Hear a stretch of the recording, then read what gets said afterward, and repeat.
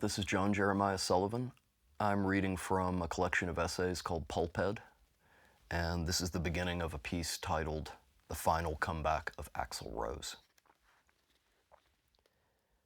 He is from nowhere. That sounds coyly rhetorical. In this day and age, it's even a boast. Socioeconomic code for I went to a second-tier school and had no connections and made all this money myself. I don't mean it that way. I mean, he is from nowhere.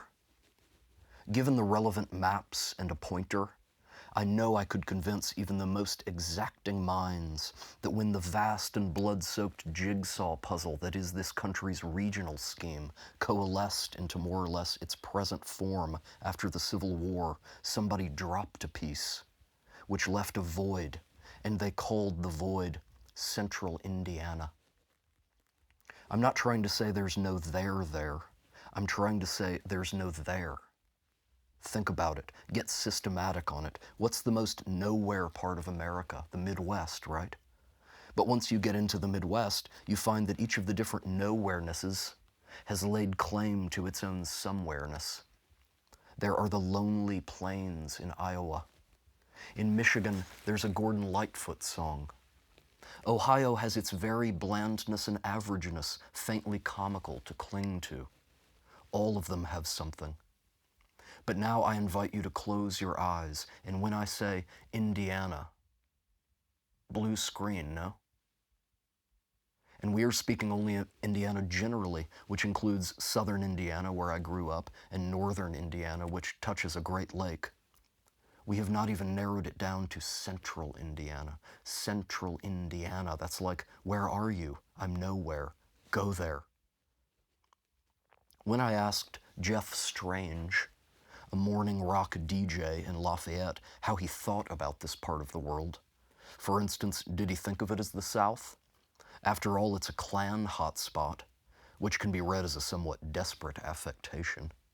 Or did he think of it as the Midwest, or what? You know what he told me? He said, some people here would call it the region. William Bruce Rose Jr., William Bruce Bailey, Bill Bailey, William Rose, Axl Rose, W. Axl Rose. That's where he's from. Bear that in mind. On May 15th, he came out in jeans and a black leather jacket and giant black sunglasses, all lens, that made him look like a wasp man. We had been waiting so long in both years and hours. It was the third of the 4 comeback shows in New York at the Hammerstein Ballroom. It was after 11 o'clock. The doors had opened at 7 o'clock. The opening act had been off by 8:30. There had already been fights on the floor, and it didn't feel like the room could get any more wound up without some type of event. I was next to a nice woman from New Jersey, a hairdresser, who told me her husband did pyro for Bon Jovi. She kept texting one of her husband's friends who was doing pyro for this show and asking him, when's it gonna start? And he'd text back, we haven't even gone inside. I said to her at one point, have you ever seen a crowd get this pumped up before a show? She goes, yeah, they get this pumped up every night before Bon Jovi. Then he was there. And apologies to the nice woman, but people do not go that nuts when Bon Jovi appears. People were going nuts. He's not a tall man.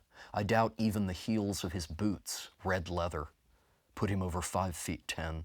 He walked toward us with stalking, cartoonish pugnaciousness. All anybody talks about with Axl anymore is his strange new appearance, but it is hard to get past the unusual impression he makes. To me, he looks like he's wearing an Axl Rose mask. He looks like a man I saw eating by himself at a truck stop in Monteagle, Tennessee at 2 o'clock in the morning about 12 years ago. He looks increasingly like the albino reggae legend Yellow Man. His mane evokes a gathering of strawberry red, intricately braided hempen fibers, the sharply twisted ends of which have been punched individually a half-inch into his scalp. His chest hair is the color of a new penny. With the wasp man's sunglasses and the braids and the goatee, he reminds one of the monster in Predator, or of that monster's wife on its home planet. When he first came onto the scene, he often looked in photographs like a beautiful, slender, red-headed 20-year-old girl. Now he has thickened through the middle, muscly thickness, not the lard-ass thickness of some years back. He grabs his package tightly, and his package is huge. Only reporting. Now he plants his feet apart. "You know where you are?" he asks, and we bellow that we do. We do know, but he tells us anyway. "You're in the jungle, baby," he says. And then he tells us that we are going to die.